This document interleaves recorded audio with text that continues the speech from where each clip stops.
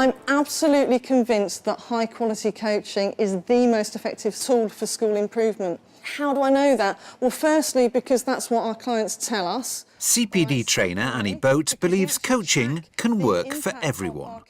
Today, she's about to show her audience of teachers, middle leaders and even careers officers how they can improve the confidence and performance of not only their students and clients.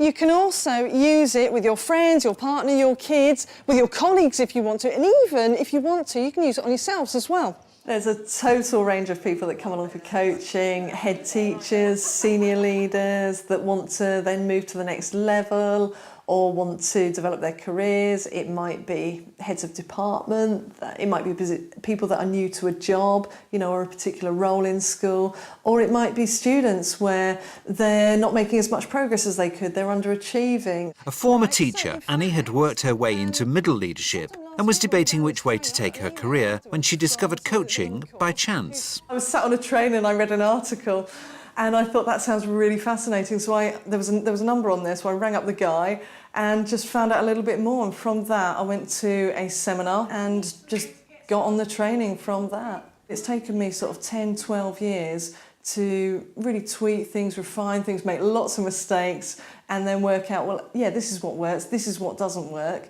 And what I wanted to do was help people to do it the quick and easy way, because I always think, the long, hard way is what I did. You all have heard the words coaching and mentoring bandied around in the same sentence, almost as if they're sort of one and the same thing. The very first thing we're going to do is work out, well, what is the difference between the two? What is mentoring and what is coaching? Mentoring is putting in, and coaching is drawing out. If you think about it in terms of mentoring, it tends to be a more experienced colleague in a more senior role a lot of the time. So they tend to come along and they say something like, well, if I was you, I'd do this, or try doing that, that's what worked for me. The coach, on the other hand, wouldn't do that. They would be asking questions to draw the answers out themselves, because the key thing is, with coaching, that the person finds the answer that's best for them. Give me 20 different ways that you could have got here. Come on, shout them out at me. Yeah. Car, train, underground. Taxi. Yeah. Walk. Yeah. Plane. Yeah. Plane. Running. Well done. OK, so I bet that each and every one of you chose the way to get here that you thought was going to be best and easiest for you. Am I right? Yeah. And it's exactly the same for your coachee. All right, we might have an idea in our head that's best and easiest for them, but if it's not the same as theirs, that ain't going to work. All right, so the important thing is they have to get there, they have to achieve their goal in the way that is best for them. How they get there doesn't matter. The outcome is exactly the same. The coaching, by having a structured conversation, you do things in a particular order, you work step by step through a model, but you've always got to believe that the client's got the answer themselves. So you have to draw that out from them, and it's really about saying, look, you've got all of the resources, you've got all the answers inside you that you need. You might not realise it yet, but you have.